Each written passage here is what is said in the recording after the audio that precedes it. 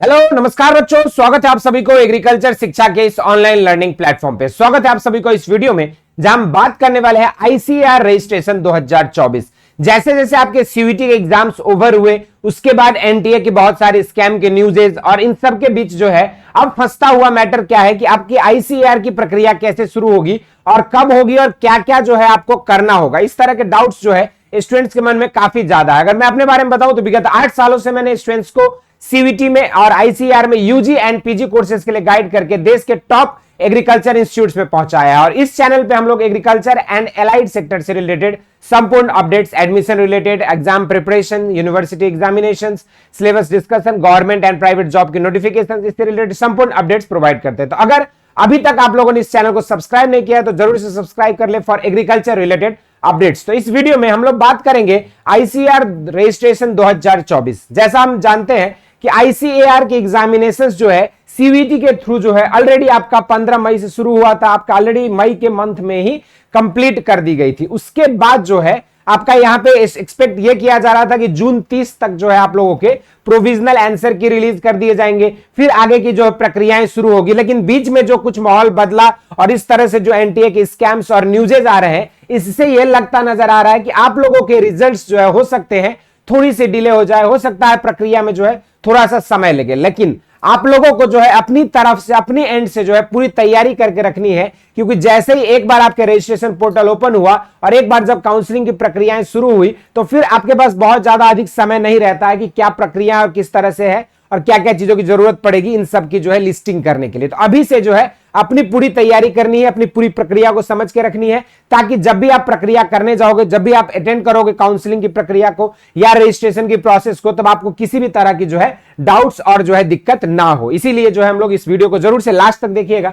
तो सबसे पहले हम लोग शुरू करते हैं। आपका रजिस्ट्रेशन का लिंक जो है आपका कहां पे रजिस्ट्रेशन करना होगा या रजिस्ट्रेशन रिलेटेड अपडेट्स आपको कहां पे मिलेंगे, तो उसके लिए ऑफिशियल लिंक दिया गया है आपके जो आईसीआर के ब्रोशर था उसमें www.icr.org.in। ये जो है आपका आईसीआर का ऑफिशियल साइट है जिसके थ्रू जो है आपको यहाँ पे काउंसलिंग की प्रक्रियाएं होगी और सारी इंफॉर्मेशन आपको इसी ऑफिशियल साइट पे मिलेगा। अब जो प्रक्रिया है कि काउंसलिंग की प्रक्रिया या रजिस्ट्रेशन की प्रोसेस में क्या क्या होगा सर, कैसे होगा, तो सबसे पहले आपको क्या करना होगा बच्चों, यहाँ पे प्रोविजनल आंसर की के लिए वेट करना होगा। सबसे पहला स्टेप तो अभी क्या है कि आप लोगों का जब तक प्रोविजनल आंसर की रिलीज नहीं कर दी जाएगी तब तक आपकी काउंसलिंग की प्रक्रिया भी किसी भी तरह से आगे बढ़ने वाली नहीं है। तो सबसे पहला स्टेप क्या है कि release of the provisional answer key by NTA. NTA National Testing Agency द्वारा जो है आपका यहां पे प्रोविजनल आंसर की रिलीज किया जाएगा। After the releasing of provisional answer की आप लोग यहां पे वेरीफाई करोगे, जो चैलेंज रहेंगे वो सारी चीजें करने के बाद जो है आप लोगों के वहां पे फाइनल स्कोर कार्ड आपका एनटीए रिलीज करती है। और after releasing the final score card, final score card का मतलब इसमें आपने फिजिक्स, केमिस्ट्री, मैथ, बायो, जिस भी सब्जेक्ट का आपने एग्रीकल्चर उसमें कितना नंबर आपने पाया, वो जो है स्कोर कार्ड वहां पे आपको मिल जाएगा। उस स्कोर कार्ड के बेसिस के बाद आपका क्या होगा कि आईसीआर के पोर्टल जो हमने कहा www.icr.gov.in, इस पर आपको क्या करना होगा, अपने आप को रजिस्टर करना होगा। जैसे ही आप रजिस्टर कर लेते हो, अपने डिटेल्स वगैरह सब फीड करोगे, या अगर आपने इनकेस अभी रजिस्टर नहीं किया और आपने ऑलरेडी जब आपने सीयूईटी का फॉर्म भरते समय आईसीएआर चूज किया है तो भी आपका जो है काम बन जाएगा। उसके बाद आपको जो है एक रैंक कार्ड आपकी रिलीज कर दी जाएगी। रैंक कार्ड मतलब आपका क्या रैंक है, वो रैंक कार्ड आपकी मेरिट के बेसिस पे ही बनता है। जो आपका नंबर्स आए रहते हैं उसी के बेसिस पे जो है आपको रैंक कार्ड रिलीज कर दी जाएगी। और जैसे ही आपके रैंक कार्ड रिलीज कर दी जाएगी उसके बाद जो है आपके पूरी काउंसलिंग की शेड्यूल जो होता है, राउंड 1, 2, 3, 4 और मॉप अप राउंड, इस तरीके से अलग अलग राउंड की प्रोसेस कब होगा, डॉक्यूमेंट वेरिफिकेशन, पूरी जो है आपको एक टाइमलाइन जो है आपकी